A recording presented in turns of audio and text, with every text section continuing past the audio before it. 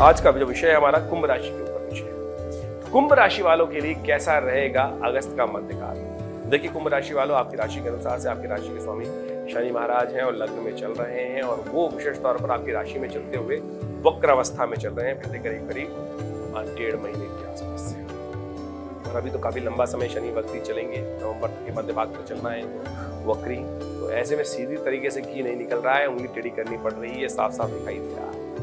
ऐसे में ग्रहों का खेल क्या होने वाला है अगस्त के मध्यकाल में। ऐसे में सूर्य के जो विशेष तौर पर पदा राशि का परिवर्तन करने का योग है, जो शनि के बिल्कुल समक्ष आ जाएंगे, आपकी राशि बिल्कुल सामने। ये आपके में थोड़ा सा अंतर्द्वंद उत्पन्न करेंगे, क्लैश बनाएंगे। ये आपको बड़ा सावधानी के साथ रखना है। अगस्त के मध्यकाल में सूर्य का ये परिवर्तन जो है, शनि और सूर्य को आमने सामने आने के कारण से, आपकी राशि में सामने आने के कारण से सूर्य थोड़ा सा एग्रेसिवनेस बढ़ा सकते हैं। ये आपके लिए ठीक नहीं है, इस बात ध्यान रखते हुए कार्य करने की जरूरत है। वहीं मंगल आपको विशेष तौर पर कन्या राशि में जा रहे हैं, ये बहुत ही महत्वपूर्ण है आपके लिए।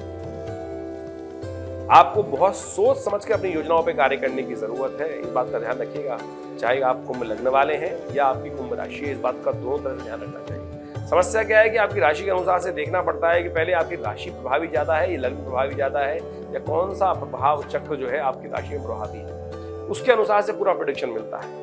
तो हम दोनों के हिसाब से बना रहे हैं, राशि और चंद्र लग्न के हिसाब से, दोनों के हिसाब से आपको राशि लग्न के हिसाब से बताने का प्रयास कर रहे हैं। एक बात का ध्यान रखिएगा, यदि हम कुंभ के हिसाब से बात करें तो ये मंगल का जो परिवर्तन है बहुत ही इंपॉर्टेंट है।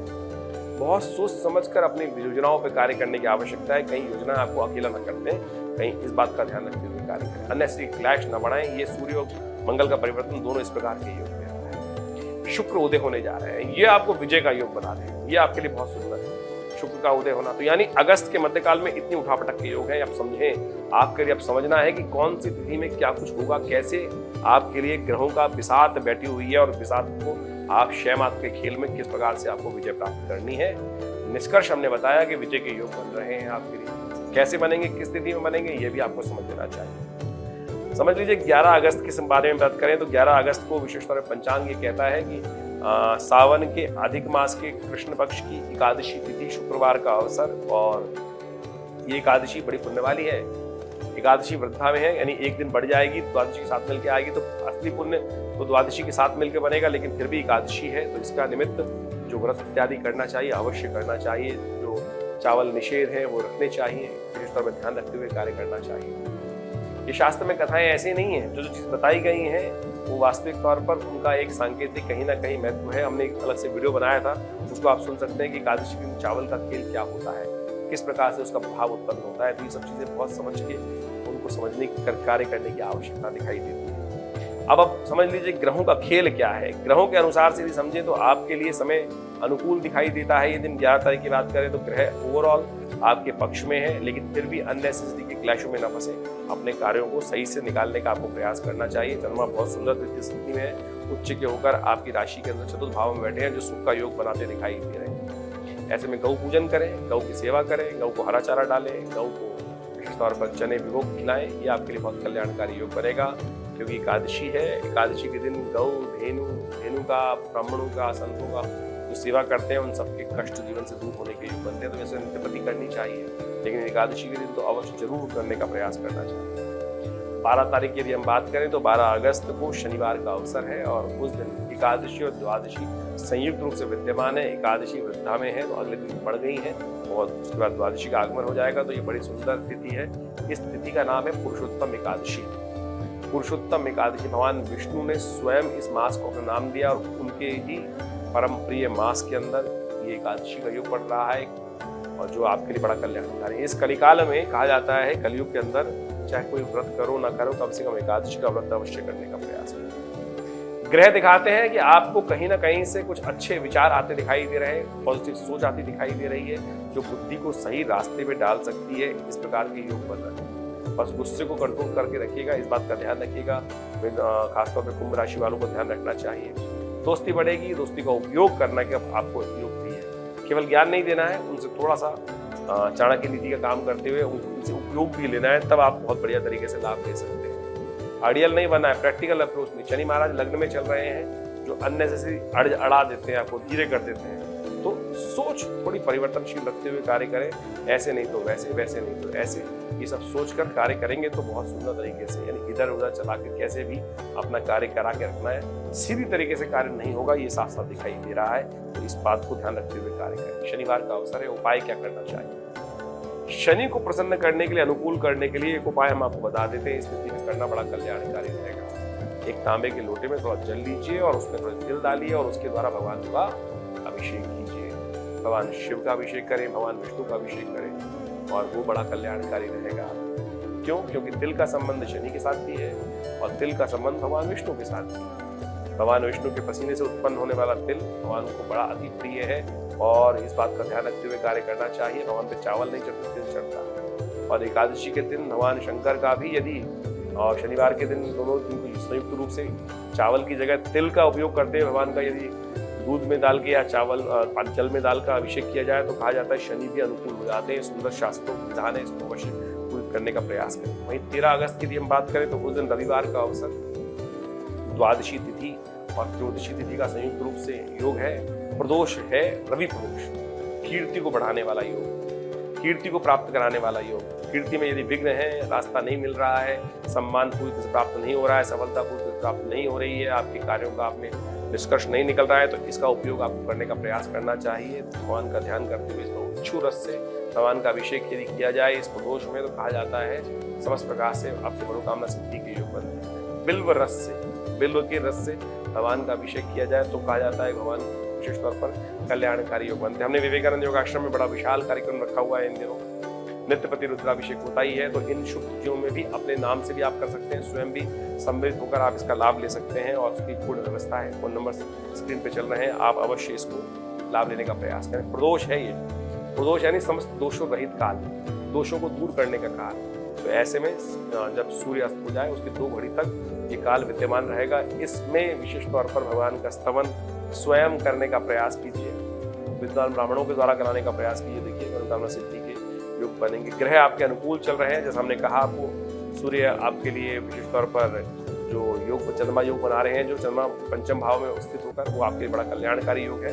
आगे बढ़ने का अवसर आपको प्राप्त होता दिखाई दे रहा है, तो इसका उपयोग आपको अवश्य करने का प्रयास करना चाहिए। बात कर लेते हैं 14 अगस्त की। 14 अगस्त को सोमवार का अवसर है और सावन के अधिक मास का अंतिम सोमवार है और उस दिन अधिक मास की शिवरात्रि भी है। अधिक मास तो जैसे 2.5 साल बाद आता है, करीब करीब पौने 3 साल बाद, लेकिन सावन के महीने में अधिक मास तो बहुत वर्षों बाद आता है।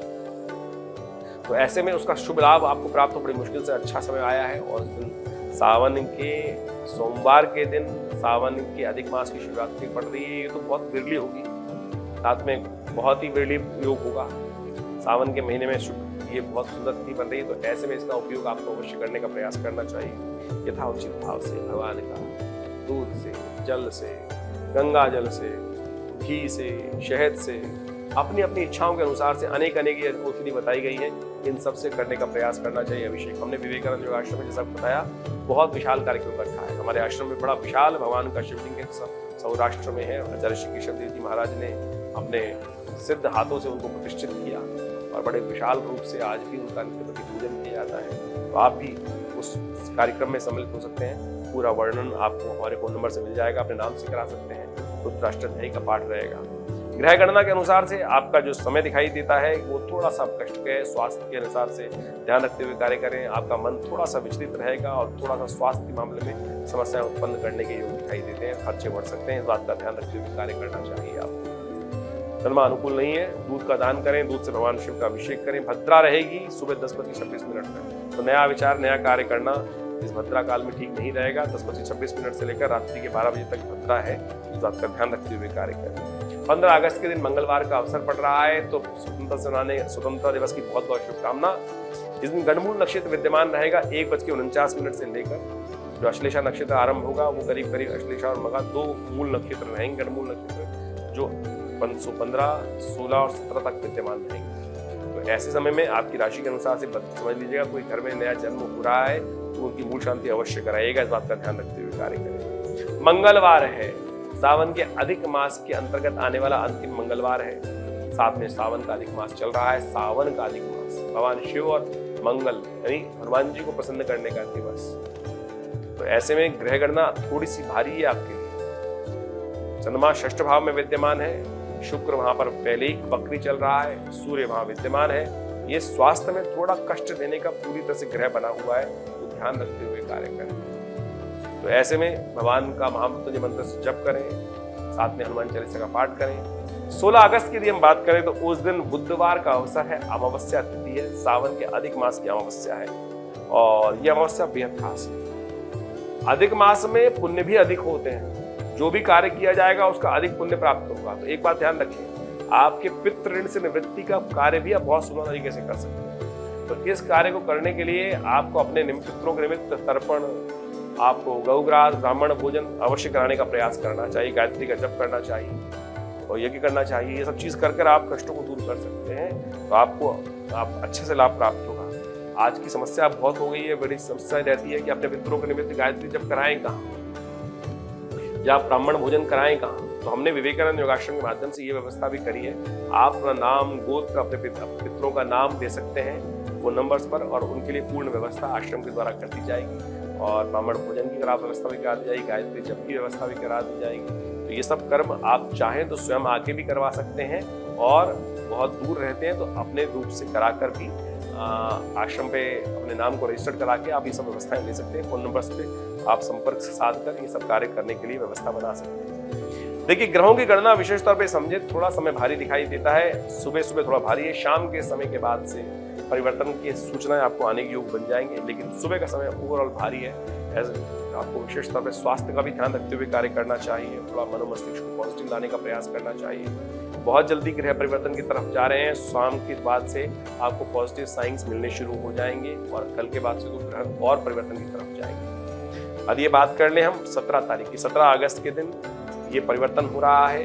विशेष तौर पे पंचांग के अनुसार से सावन का अधिक मास समाप्त होकर प्रतिपदा शुक्ल पक्ष की प्रतिपदा सावन की आरंभ हो रही है। शुद्ध रूप से बृहस्पतिवार है और साथ साथ संक्रांति भी है। सूर्य भी परिवर्तन की तरफ जा रहे हैं, बड़ा महत्वपूर्ण परिवर्तन है। एक ही तिथि में कई सारे महत्वपूर्ण परिवर्तन। सिंह की संक्रांति है और यह आपके लिए बेहद खास रहने वाली है। ये परिवर्तन आपके अंदर, यदि आप अपने एग्रेशन को कंट्रोल कर पाए तो आप बहुत बढ़िया तरीके से इसका लाभ ले सकते हैं। इस बात का ध्यान रखना है। 1:32 पर सूर्य परिवर्तित होकर सिंह राशि में जाएंगे और ये परिवर्तन के लिए आपको बहुत सुंदर योग बनाने वाले दिखाई दे रहे हैं। ऐसे में आप भगवान सूर्य का जप करें, ओम गणेश सूर्य आदित्याय नमः इस मंत्र का सूर्य को अर्घ दें। विशेष तौर पर ध्यान रखें, एक अलग से वीडियो बनाएंगे जो पूरी तरह से इसी पे बात रहेगा कि सूर्य सिंह में जाकर आपकी राशि के अनुसार से क्या करेंगे। लेकिन ओवरऑल देखिए, इस समय ग्रहों का परिवर्तन आपके लिए पॉजिटिव दिखाई देता है। चंद्रमा भी परिवर्तन की तरफ हो चुके हैं और सिंह में सूर्य का भी परिवर्तन हो गया है। छठे भाव से निकल के दोनों सप्तम भाव में आ गए हैं। ओवरऑल पॉजिटिव रहेगा, बस थोड़ा सा एग्रेशन को कंट्रोल कीजिएगा तो आपके लिए बहुत शुभ रहेगा। ऐसे में उपाय क्या किया जाए? ब्राह्मणों की सेवा, पीली चीजों का दान, मंदिर में जाकर पीले वस्त्रों का दान, पीले पुष्प भगवान को अर्पित करें, सूर्य को अर्घ दें, कनेर का पुष्प एक डालकर तांबे के लोटे में गंगा जल में भगवान को अर्घ दीजिए। बड़ा सुंदर उपाय है। 18 तारीख की हम बात करें तो उस दिन 18 अगस्त के दिन शुक्रवार का अवसर द्वितीया तिथि है। उस दिन 2-3 दिन ग्रहों का परिवर्तन है। देखिए, एक तो कन्या राशि में मंगल का पदार्पण होने जा रहा है और कन्या राशि में मंगल का पदार्पण क्या होगा? आपके विशेष तौर पर अष्टम भाव में मंगल चले जाएंगे और ये आपके अंदर अदम्य उत्साह का उदय करेंगे।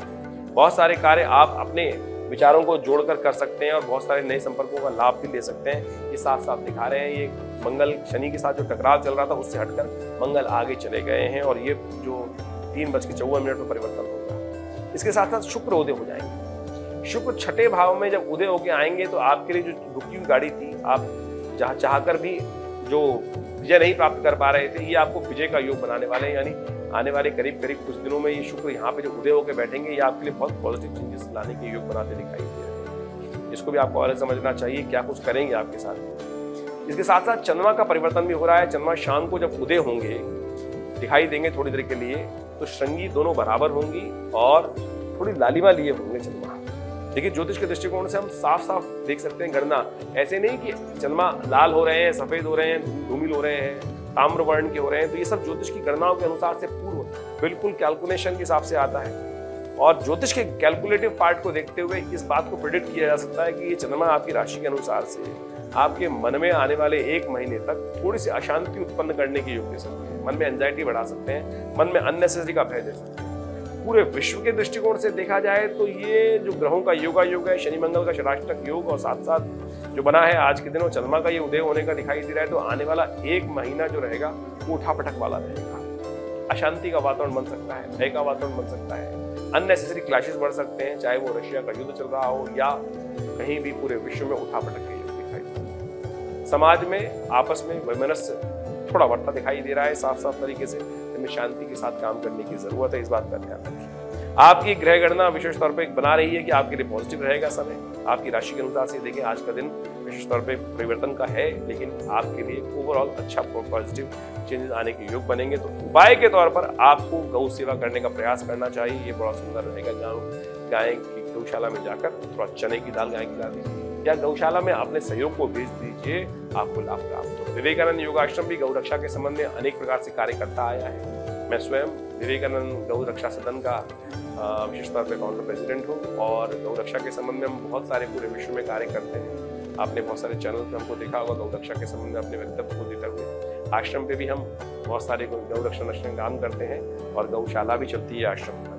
19 तारीख के लिए हम बात करें तो उस दिन शनिवार का अवसर है और तृतीया तिथि है और साथ साथ कन्या में चंद्रमा का पदार्पण होने जा रहा है सूर्योदय से पहले। ये थोड़ा सा कष्ट का योग बनाएगा, खर्चे बढ़ाएगा आपके लिए, अननेसेसरी क्लैश देगा, तो इस बात का ध्यान रखते हुए कार्य करें आप। मधुश्रवा तीज है, ऐसे में उपाय के तौर पर भगवती पार्वती और शिव का शहद के द्वारा अभिषेक करना आपके लिए बहुत सुंदर उपाय है और शनिवार का अवसर है, तो ऐसे में आपको उड़द की दाल का दान भी करना चाहिए, ये आपके लिए कल्याणकारी है। वहीं 20 तारीख के लिए हम बात करें तो उस दिन रविवार का अवसर, चतुर्थी तिथि और साथ में उस दिन भद्रा भी विद्यमान है। रिक्ता तिथि और भद्रा दोनों के दोनों योग बना रही है। नए कार्यों के आरंभ करने के लिए, नए विचारों का आरंभ देने के लिए, स्थान देने के लिए समय अनुकूल नहीं दिखाई देता, तो विशेष तौर पर ध्यान रखें नए प्रोजेक्ट्स हाथ में न लें इस दिन में, अन्यथा उसमें कहीं ना कहीं विघ्न आने के योग बन सकते हैं। कई बार लोग गणेश जी की चतुर्थी के दिन इस भ्रांति में पड़ जाते हैं कि गणेश जी विघ्न हरता है, उस चतुर्थी के दिन कोई भी कार्य आरंभ कर सकते हैं, लेकिन ऐसा नहीं है। चतुर्थी रिक्ता तिथि मानी जाती है दृष्टिकोण से, और उसमें भद्रा का आगमन जब हो जाता है तो ऐसे में उसमें कई प्रकार के और विघ्न उपस्थित हो जाते हैं, तो आपको ध्यान रखते हुए कार्य करना चाहिए।